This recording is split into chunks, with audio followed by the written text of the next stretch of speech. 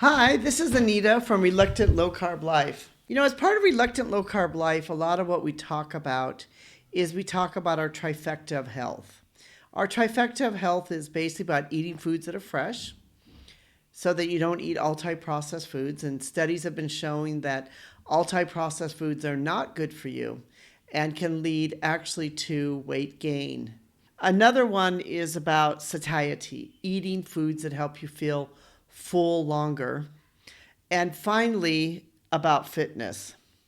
Today, we're going to talk a little bit about the second one in all of this, about the fullness aspect, or what's known as satiety. And we're going to talk about why is this important and what's the science behind it.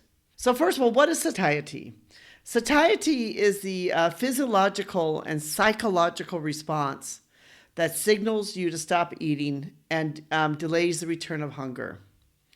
Several factors, including the composition of your meals, the nutrient density of the food, and hormonal responses influence satiety.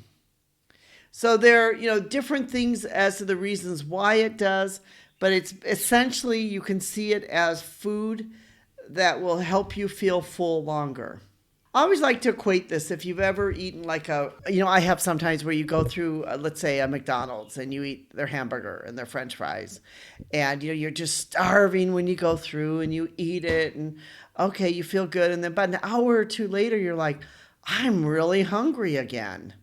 That did not fill me up.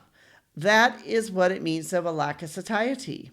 Satiety really is about eating foods that help you feel full for a longer period of time so that you won't, you can see how this would help you not be tempted to overeat.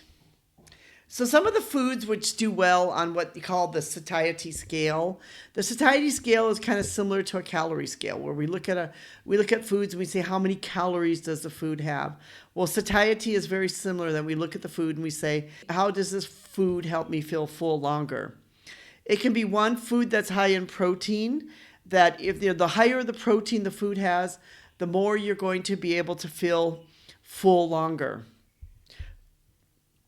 Protein would be things such as, Greek yogurt, eggs, things such as meat, especially fish and other types of meat. Foods that's high in fiber. Fiber slows down digestion. It stabilizes your blood sugar level, and it helps keep you full longer. Good sources of fiber include things like vegetables, fruits, whole grains, nuts, seeds, and beans can all help you feel full longer.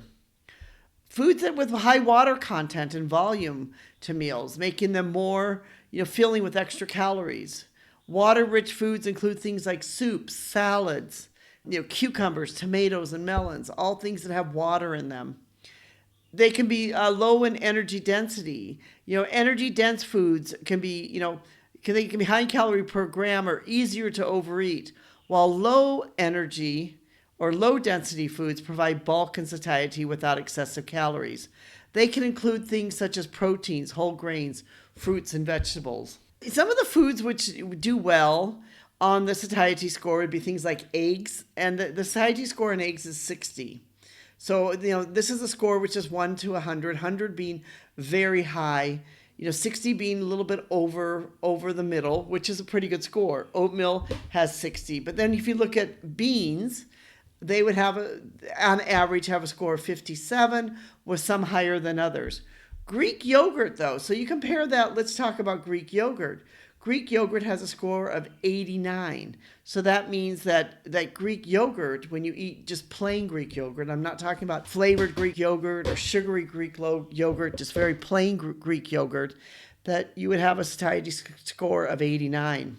Lean meats and fish would have a satiety score between 74 and 84, depending upon which type of meat it is. Fruits and vegetables can be anywhere from 49 to 100. With things like spinach being extremely high. That's why, a lot of times some of the good weight loss recipes have spinach, because spinach has a very high satiety score. So you can use, satiety to your advantage when you're looking to be able to lose weight. And you can use the science of satiety for this. One way you can do this is to make protein a priority. Protein is a great source to be able to help you control your hunger and to maintain your muscle mass. Whether it's animal protein or other types of protein, protein is a great way. So make protein a priority. Increase your fiber intake.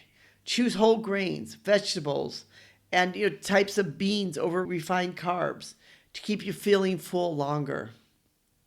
Eat more whole, unprocessed foods. Processed foods are engineered to be something that makes you want to eat more and more and more of them, but they are also very low in fiber. So they're not processed for high satiety. They're processed basically to make you want to eat more.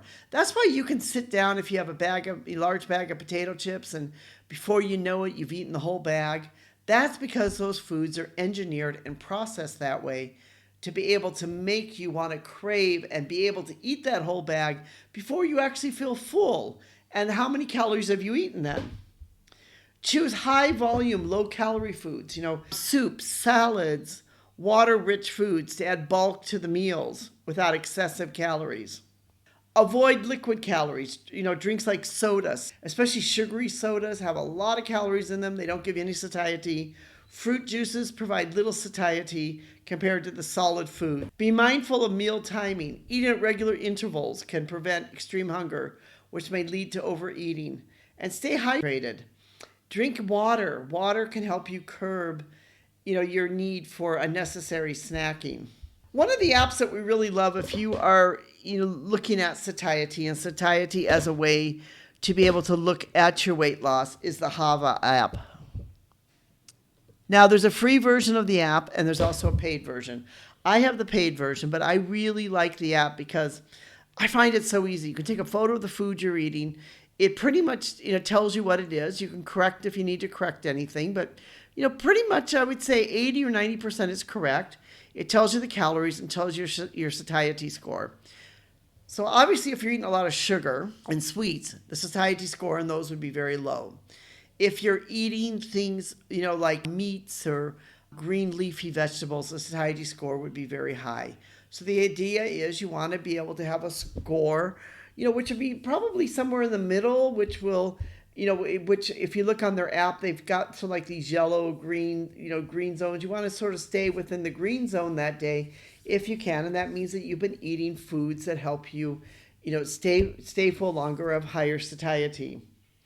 The key to, eating this way is that by looking at foods that have higher satiety can help you to be able to curb your hunger and support your goals without this constant battle of cravings or hunger. That you can look at the science of satiety to help you to be able to maybe better plan your meals or substitute some things in maybe some of the food you like to make them so they have higher satiety. That it can help you to be able to, track yourself towards a long-term weight loss success, which I think is one of the keys in all of this. Like how can you on the long term have more of a long-term weight loss success by looking at the satiety in your foods. At Reluctant Low Carb Life, we are great advocates for satiety and for things such as eating fresh foods and foods that help you feel full longer. We really believe in this, which we call the trifecta of health, to be able to help you to do these three things. And satiety is one of those, in eating foods that help you feel full longer or give you higher satiety.